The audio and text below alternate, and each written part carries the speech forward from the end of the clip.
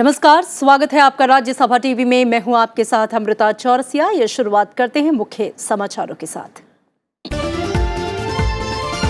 प्रधानमंत्री नरेंद्र मोदी की मालदीव के राष्ट्रपति इब्राहिम मोहम्मद सोलिह के साथ द्विपक्षीय वार्ता, तटीय सुरक्षा और आर्थिक सहयोग समेत कई क्षेत्रों में समझौते। भारत की मदद से तटीय निगरानी प्रणाली और राष्ट्रीय रक्षा बल के लिए व्यापक प्रशिक्षण केंद्र का उद्घाटन।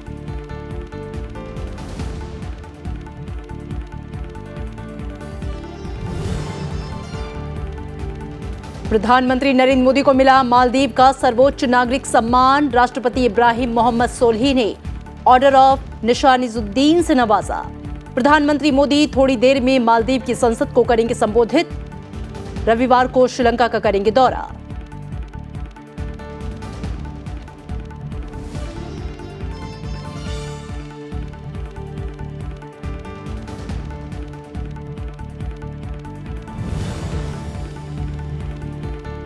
राजनेताओं के खिलाफ चुनाव याचिकाओं से जुड़े मामलों का तय समय में निपटारे पर उपराष्ट्रपति एम वेंकैया नायडू का जोर। हैदराबाद में आयोजित कार्यक्रम में विपक्षी दलों को दी संसद में सकारात्मक भूमिका निभाने की सलाह। कहा, संविधान निर्माताओं की मूल भावना के खिलाफ सदन में अवरोध।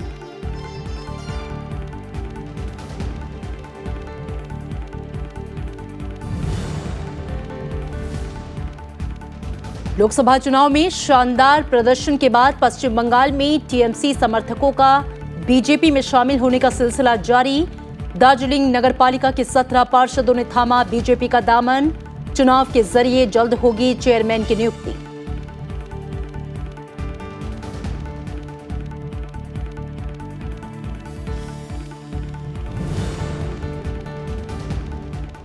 और केरल में मॉनसून ने दी दस्तक, कई हिस्सों में अच्छी बारिश की शुरुआत। मौसम विभाग ने पूर्वोत्तर राज्यों में भारी बारिश की जताई संभावना। गर्मी से निजात पाने के लिए उत्तर भारत को करना होगा अभी और इंतजार।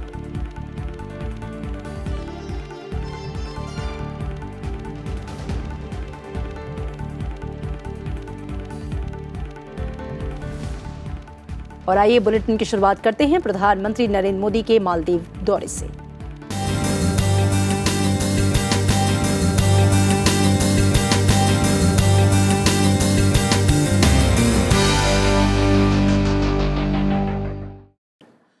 पड़ोसी पहले की नीति के तहत प्रधानमंत्री नरेंद्र मोदी आज दोपहर मालदीव की राजधानी माले पहुंचे, जहां पे मालदीव सरकार ने उनका भव्य स्वागत किया।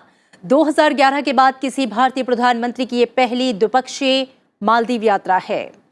मालदीव पहुंचने पर माले एयरपोर्ट पर प्रधानमंत्री नरेंद्र मोदी का जोरदार स्वागत हुआ। मालदीव के विदेश मंत्री अब्दुल्ला शाहिद ने उनकी अगवानी की। इस मौके पर मालदीव में तैनात भारतीय अधिकारी भी मौजूद रहे।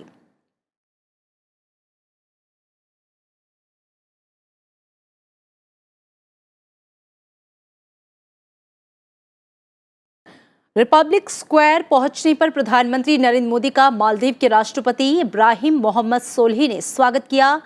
मालदीव के राष्ट्रपति बड़ी ही गर्मजोशी के साथ प्रधानमंत्री से मिले। इसके बाद प्रधानमंत्री नरेंद्र मोदी को गार्ड ऑफ ऑनर दिया गया।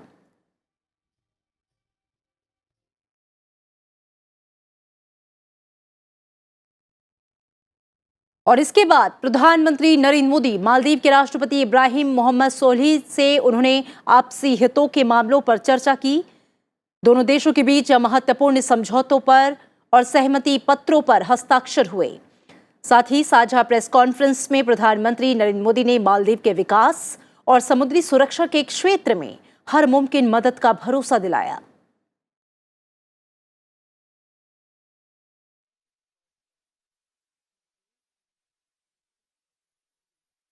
पीपल सेंट्रिक और समावेशी विकास तथा सुशासन की हमारी जिम्मेदारी और भी महत्वपूर्ण हो जाती है। मैंने अभी राष्ट्रपति सोलिह के साथ बहुत विस्तृत और उपयोगी विचार विमर्श किया। हमने आपसी हितों के क्षेत्रीय और वैश्विक मुद्दों के साथ साथ हमारी द्विपक्षीय सहयोग की विस्तार से समीक्षा की है। हमारी साझेदारी की भावी दिशा पर हमारे बीच पूर्ण सहमति है। $800 मिलियन की लाइन ऑफ क्रेडिट के अंतर्गत विकास कार्यों के नए रास्ते भी खुले हैं। भारत और मालदीव के बीच विकास साझेदारी को और मजबूत करने के लिए हमने मालदीव के आम नागरिकों को लाभ पहुंचाने वाली परियोजनाओं पर ध्यान केंद्रित किया है। आज हमारा द्विपक्षीय सहयोग मालदीव में सामान्य जनजीवन के हर पहलू को छू रहा है।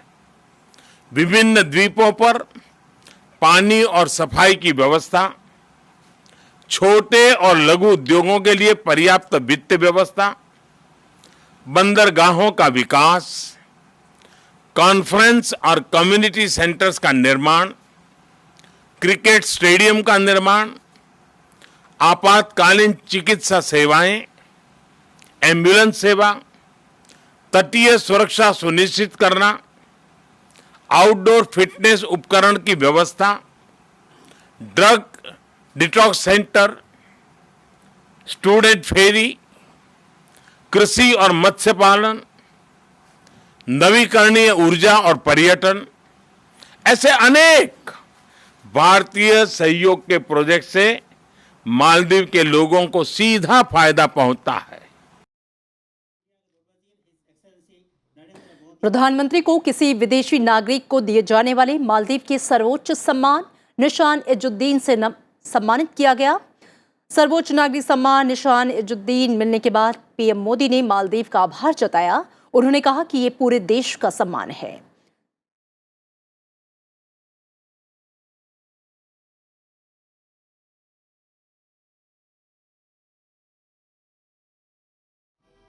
प्रधानमंत्री नरेंद्र मोदी ने मालदीव के राष्ट्रपति इब्राहिम मोहम्मद सोलिह को भारतीय क्रिकेट खिलाड़ियों के हस्ताक्षर किया हुआ एक बैट सौंपा। भारत मालदीव को क्रिकेट के विकास में सहयोग कर रहा है। इस मौके पर मालदीव के राष्ट्रपति को भी अपने लोगों की ओर से गिफ्ट सौंपा।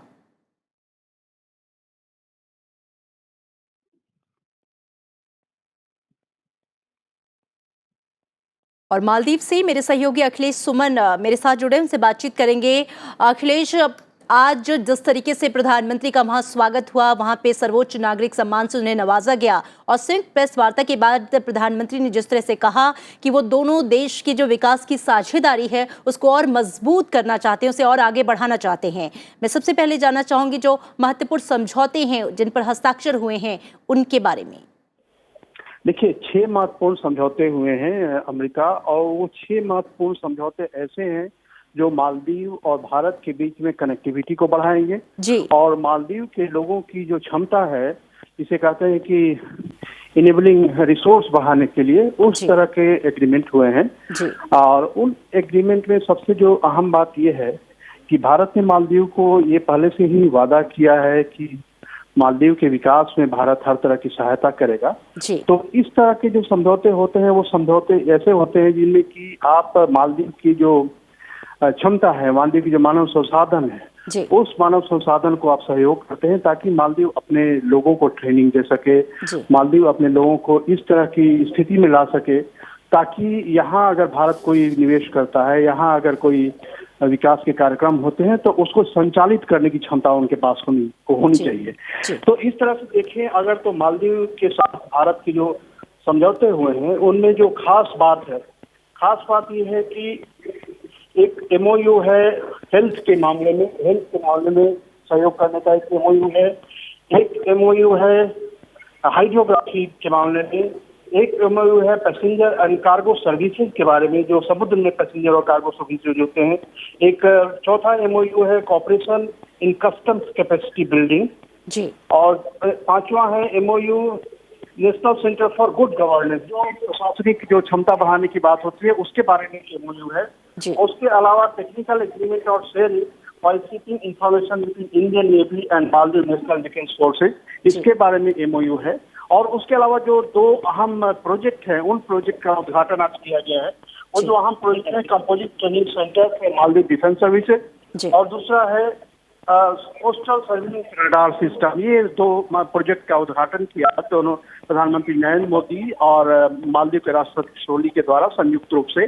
जी। तो एक तरह से समझ सकते हैं कि भारत ने मालदीव को इस बात के लिए आश्वस्त किया है कि मालदीव की सुरक्षा जरूरत है, मालदीव की स्वास्थ्य जरूरत है, मालदीव की आर्थिक जरूरत है, कनेक्टिविटी के मामले में, और चूंकि जी। मालदीव और भारत के बीच में जो व्यापार है, उस व्यापार का वॉल्यूम बहुत ज्यादा है। आम जी। जरूरत की कितनी चीजें होती हैं मालदीव में, वो तकरीबन भारत से जाते हैं। और मैं भारत के कई व्यापारियों से यहाँ मिला भी, तो उन सारे लोगों को कस्टम के बारे में एक स्थिति है कि कस्टम किस तरह से मैनेज किया जाए। तो इसीलिए कस्टम ट्रेनिंग के लिए भी उन लोगों को, गुड गवर्नेंस के लिए इन लोगों को सारी व्यवस्थाएं की जाएगी, ताकि वो एक सक्षम पदाधिकारी बना सके, सक्षम प्रशासनिक कस्टम अधिकारी बना सके। जी। तो कहें कि एक तरीके से व्यापक संबंध जो होते हैं, व्यापक संबंध की शुरुआत के रूप में, उसको मजबूत करने के रूप में ये समझौते हैं। प्रीति, बिल्कुल, जैसा कि हम जानते हैं कि भारत मालदीव में एक भरोसेमंद डेवलपमेंट पार्टनर की भूमिका निभाता रहा है और भारत जो समझौते हुए हैं वो इसी की दिशा में कई कदम आगे बढ़ाते हैं। शुक्रिया अखिलेश इस पूरी बातचीत के लिए आपका। मालदीव के बाद प्रधानमंत्री नरेंद्र मोदी श्रीलंका जाएंगे, जहां वो श्रीलंका के शीर्ष नेताओं से मुलाकात करेंगे। श्रीलंका में प्रधानमंत्री के कार्यक्रम और यात्रा के मकसद के बारे में श्रीलंका में भारत के उच्चायुक्त TS संधू ने राज्यसभा टीवी से खास बातचीत की। श्रीलंका में भारत के हाई कमिश्नर तरनजीत सिंह संधू साहब हमारे साथ हैं और प्राइम मिनिस्टर के विजिट पे इनसे बात करेंगे कि क्या एजेंडा है और प्राइम मिनिस्टर का क्या कार्यक्रम है। नेबरहुड पॉलिसी में और ख़ास तौर पे श्रीलंका पे प्रधानमंत्री मोदी जी का बहुत फोकस रहा है और यहाँ पे ऑलवेज हमने, जब भी इनको ज़रूरत पड़ी है, हमने आगे बढ़कर इनकी मदद करी है। ये एसेंशली सॉलिडारिटी विजिट है। आपको पता है कि अप्रैल में यहाँ जिहादी टेररिस्ट अटैक हुए, जिसमें अबाउट 250 लोग मारे गए, जिसमें ऑफ कोर्स 11 भारतीय भी थे, और उसका पूरा शॉक इस कंट्री को और यहाँ की इकोनॉमी को लगा। प्रधानमंत्री जी का यहाँ 9th को आना और यहाँ पे अपनी प्रेजेंस दिखाना, और आजकल के इंटरनेशनल ऑर्डर में वो one of the tallest leaders हैं, उनका यहाँ प्रेजेंस इटसेल्फ बाहर एक मैसेज देगा दुनिया को, श्रीलंका को, रीजन को, इंडिया को, दैट भारत श्रीलंका के साथ है, कंधे से कंधा लगा के पूरी सपोर्ट करता है। फॉरेन डायस्पोरा इस विजिट को कैसे देखता है? आई थिंक फॉरेन डायस्पोरा से ज़्यादा यहाँ की लीडरशिप बहुत आगे बढ़कर, और गवर्नमेंट और ऑपोजिशन दोनों के ओपन बयान आए हैं और बहुत वार्मली प्रधानमंत्री जी को वेलकम कर रहे हैं। यहाँ पे सेरेमोनियल वेलकम उनका होगा, उसके बाद जितनी लीडरशिप है वो सारी उनको आके मिलेगी, इंक्लूडिंग लीडर ऑफ ऑपोजिशन। ये थे संधू साहब जिन्होंने कहा कि प्रधानमंत्री के इस दौरे को सिर्फ और सिर्फ सॉलिडेरिटी के रूप में देखा जाना चाहिए और उनके आने से भाईचारा बढ़ेगा और वो तमाम परेशानियां जो श्रीलंका में आतंकवादी हमले के बाद शुरू हुई हैं, शायद कमनी शुरू हो जाएगी। वीडियो जर्नलिस्ट नीलेश पांडे के साथ कृष्ण मोहन शर्मा, राज्यसभा टेलीविजन, कोलंबो। प्रधानमंत्री नरेंद्र मोदी ने कहा कि बीजेपी चुनावी राजनीति के बजाय देश निर्माण के प्रति ज्यादा उत्सुक है। उन्होंने कहा कि वैश्विक पटल पर भारत को उसका सम्मानजनक स्थान मिले, ये सुनिश्चित करने के लिए सरकार लगातार काम कर रही है। अपने विदेश दौरे से पहले प्रधानमंत्री ने आज केरल का दौरा भी किया, जहां पे उन्होंने बीजेपी की केरल इकाई की ओर से आयोजित अभिनंदन सभा को संबोधित करते हुए ये बातें कहीं। प्रधानमंत्री ने कहा कि राजनीतिक दल और चुनाव के जानकार लोकसभा चुनाव से पहले जनता के मूड को भांपने में विफल रहे। उन्होंने बीजेपी पर भरोसा जताने के लिए मतदाताओं का आभार भी जताया।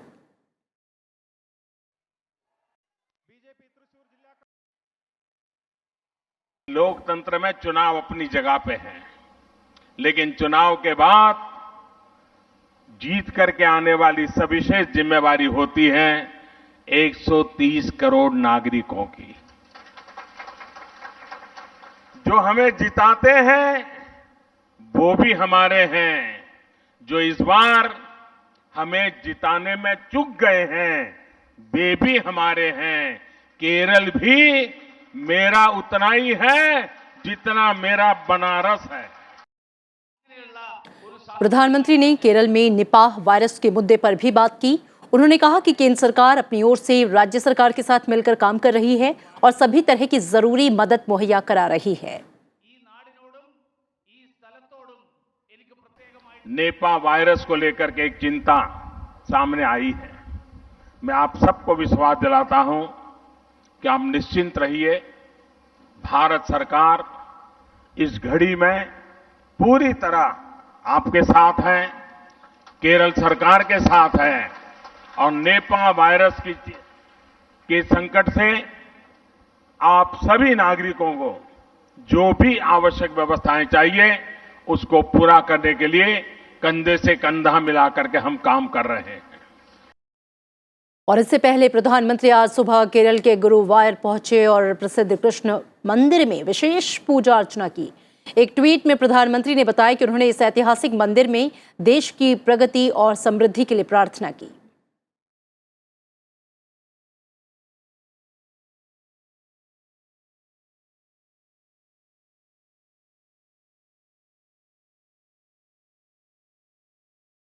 योग के प्रचार प्रसार को बढ़ावा देने के लिए केंद्र सरकार मीडिया जगत को सम्मानित करेगी। इसके तहत कई मीडिया संस्थानों को अवार्ड दिए जाएंगे।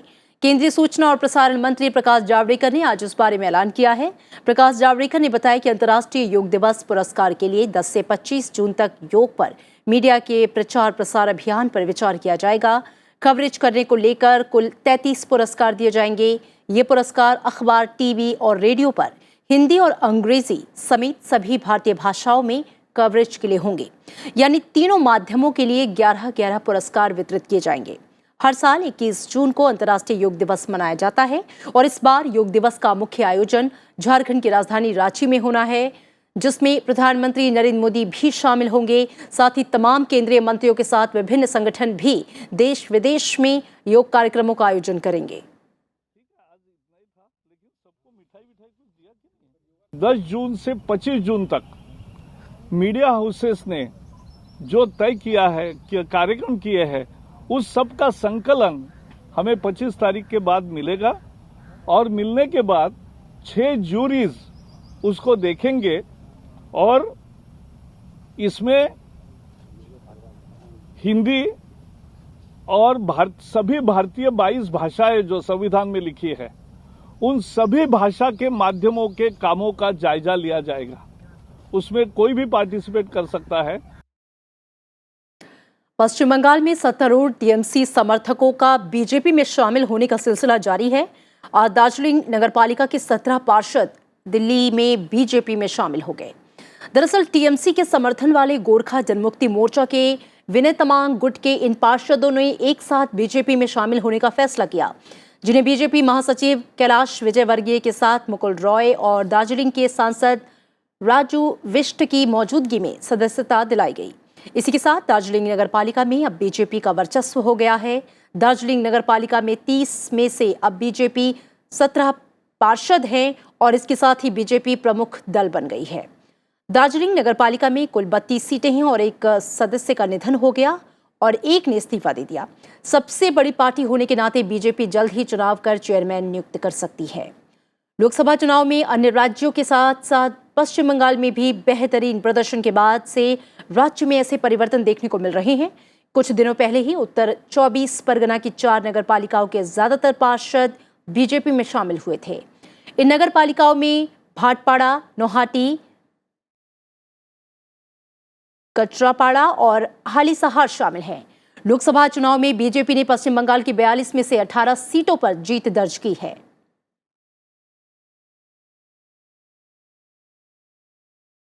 आज से दार्जिलिंग जो नगर पालिका है, इसमें भाजपा मेजोरिटी है। लेकिन ममता जी का सरकार क्या कर रहा है, ये एक साथ के मिलित होके एक ग्रुप बनाया। ग्रुप का साथ बंगाल म्युनिसिपल एक्ट का 21B क्लॉज C के मुताबिक ये लोग सब भारतीय जनता पार्टी में ज्वाइन कर गया। पहले ये लोग जो जीता है वो गोरखा जनमुक्ति मोर्चा से जीता था। अभी ये लोग सब भारतीय जनता पार्टी में ज्वाइन कर गया। ये लोग दार्जिलिंग डीएम के पास, दार्जिलिंग जो म्यूनिसिपैलिटी है इसके पास भी ये पत्र दे दिया। आंध्र प्रदेश में आज मुख्यमंत्री जगनमोहन रेड्डी के कैबिनेट मंत्रियों को पद और गोपनीयता की शपथ दिलाई गई। राज्यपाल ESL नरसिम्हन ने विधायकों को मंत्री पद की शपथ दिलाई। मुख्यमंत्री जगनमोहन रेड्डी के मंत्रिमंडल में कुल 25 मंत्रियों को शामिल किया गया है। पिछड़ी जाति से 7, अनुसूचित जाति से 5, अनुसूचित जनजाति और मुस्लिम समुदाय से 1-1, कापू और रेड्डी समुदाय से 4-4 विधायकों को मंत्रिमंडल में जगह दी गई। मुख्यमंत्री समेत 26 सदस्यीय मंत्रिमंडल में 3 महिला सदस्य भी हैं। अमरावती में हुए शपथ ग्रहण समारोह में मुख्यमंत्री जगनमोहन रेड्डी भी उपस्थित थे। शुक्रवार को जगनमोहन रेड्डी ने 25 सदस्यीय कैबिनेट में 5 उप मुख्यमंत्री नियुक्त करने का फैसला भी लिया था। हाल ही में संपन्न हुए चुनाव में जगनमोहन रेड्डी की पार्टी YSRCP को विधानसभा के 175 में से 151 सीटों पर जीत मिली, जबकि पूर्व मुख्यमंत्री N चंद्रबाबू नायडू की TDP 23 सीटों पर सिमट कर रहेगी।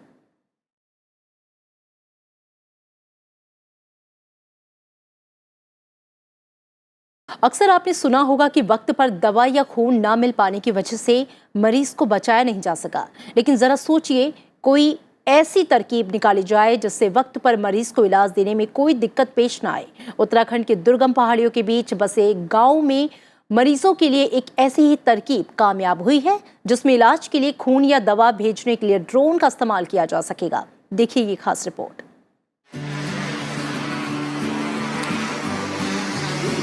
आसमान की गहराइयों में गोते लगा रहा ये ड्रोन कोई आम ड्रोन नहीं जो निगरानी के लिए भेजा गया हो, बल्कि ये ड्रोन निकला था एक मिशन पर, किसी मरीज की जिंदगी बचाने।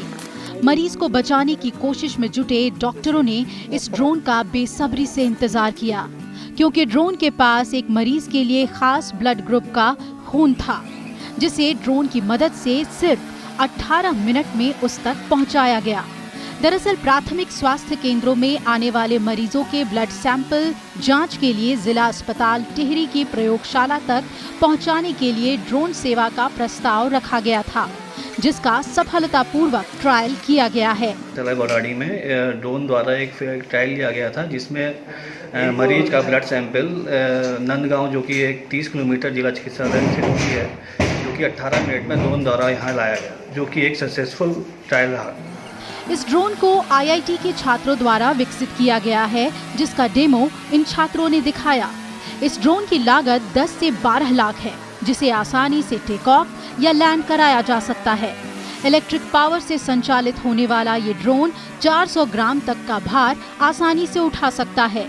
इस ट्रायल में 32 किलोमीटर दूर नंदप्रयाग से ड्रोन ब्लड सैंपल लेकर महज 18 मिनट में टिहरी के जिला अस्पताल पहुंच गया। यानी अब इलाज के लिए जरूरी दवा, खून और जांच के लिए सैंपल्स इसी ड्रोन के जरिए पहुंचाए जा सकते हैं। इससे मरीजों को काफ़ी फायदा होगा, जो दूरस्थ के क्षेत्र हैं जहां पे मरीज आ नहीं पाते हैं अस्पताल और उनकी जांच बहुत ज़रूरी हो जाती है, तो उसके लिए ये ड्रोन बड़ा एक सफलतापूर्वक काम करेगा।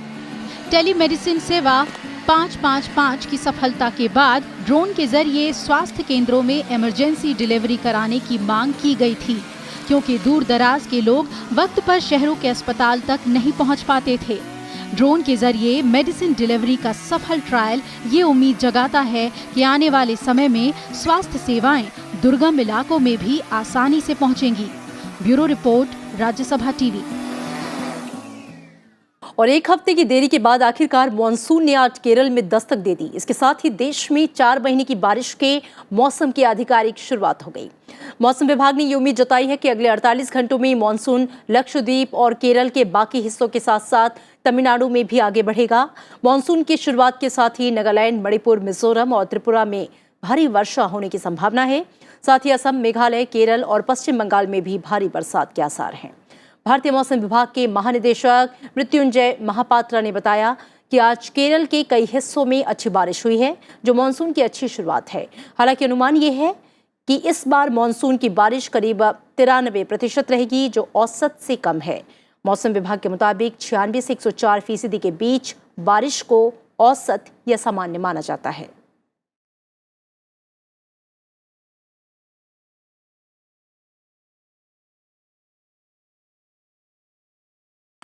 और इस वक्त देश के कई हिस्सों में भीषण गर्मी पड़ रही है। गर्म हवाओं और लू ने घरों से बाहर निकलने को मजबूर लोगों की परेशानियां बढ़ा दी हैं। उत्तर भारत के कई राज्यों में पारा रिकॉर्ड पर बना है, लेकिन मॉनसून की शुरुआत के साथ ही लोगों की जल्द से जल्द गर्मी से छुटकारा मिलने की आस है। लेकिन इसके लिए उत्तर भारत के लोगों को अभी कुछ और दिन इंतजार करना होगा।